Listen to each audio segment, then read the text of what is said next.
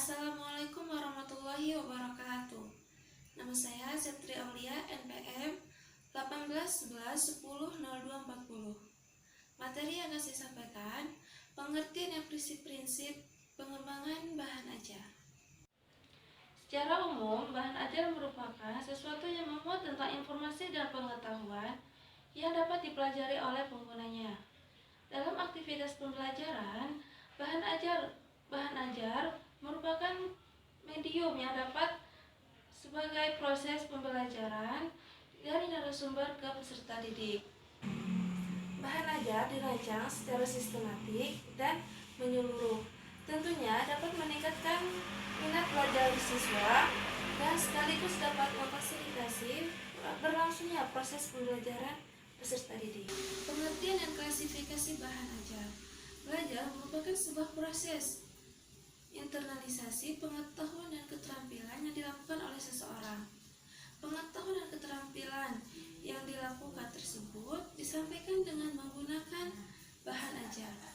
Dalam aktivitas pembelajaran, bahan ajar berperan sebagai medium yang menjadi perantara proses penyampaian pengetahuan dan keterampilan yang dilakukan oleh narasumber untuk para pelajar atau learning.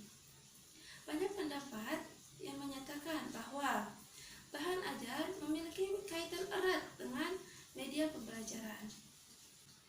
Pandangan ini tidak salah karena keduanya merupakan sarana yang digunakan untuk melakukan proses pembelajaran.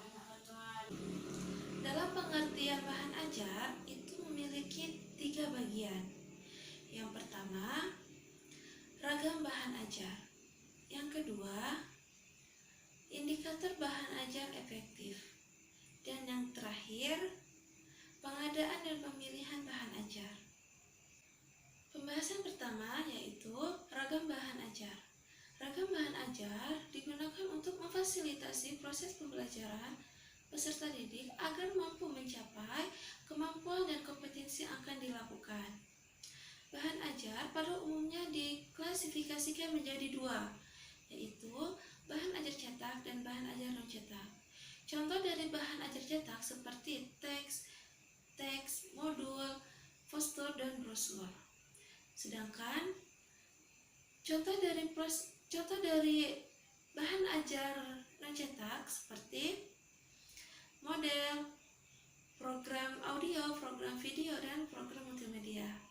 Perkembangan teknologi seperti saat ini mengharuskan kita untuk menambah satu klasifikasi bahan ajar, seperti memanfaatkan internet dan menggunakan digital lainnya.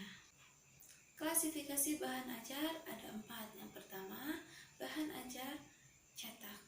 Bahan ajar cetak banyak digunakan dalam aktivitas pembelajaran.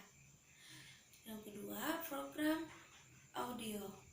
Program audio sangat bermanfaat dan digunakan dalam aktivitas pembelajaran yang bersifat spesifik seperti dalam pembelajaran bahasa.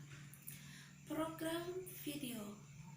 Program video sangat digunakan dan sangat bermanfaat untuk konsep pembelajaran yang membahas tentang gerakan atau proses. Dan yang terakhir yaitu program multimedia, merupakan bahan ajar yang mampu menampilkan unsur secara komprehensif. Pembahasan kedua, indikator bahan ajar efektif. Bahan ajar yang digunakan dalam aktivitas pembelajaran harus merupakan bahan ajar yang efektif dan efisien. Dalam indikator bahan ajar efektif ini memiliki 4 bagian. Yang pertama, meningkatkan hasil belajar dan kompetensi. Yang kedua, meningkatkan motivasi belajar. Dan yang ketiga, meningkatkan daya ingat. Yang terakhir, yang keempat, menerapkan pengetahuan dan keterampilan yang telah dipelajari. Pembahasan terakhir, pengadaan dan pemilihan bahan ajar. Pengadaan dan pemilihan bahan ajar ini memiliki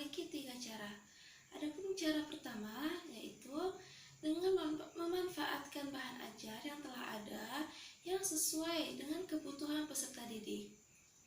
Cara yang kedua, memproduksi bahan ajar baru yang sesuai dengan kemampuan peserta didik.